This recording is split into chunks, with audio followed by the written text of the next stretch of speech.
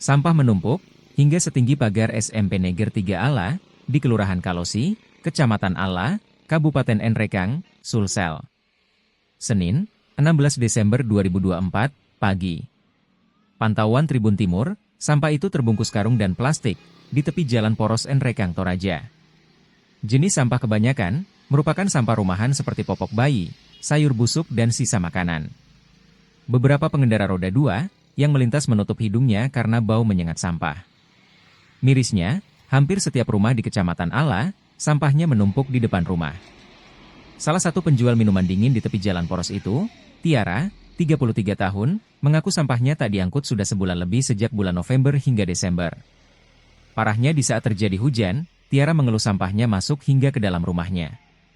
Untuk tarif retribusi pengangkutan sampah, kata Tiara, setiap bulan ditarik harga Rp25.000 per rumah. Kemudian untuk jadwal pengangkutan sampah, dilakukan setiap 2 kali seminggu yakni Selasa dan Jumat. Ia kemudian berharap agar sampah yang menumpuk itu dapat diangkut segera oleh dinas terkait.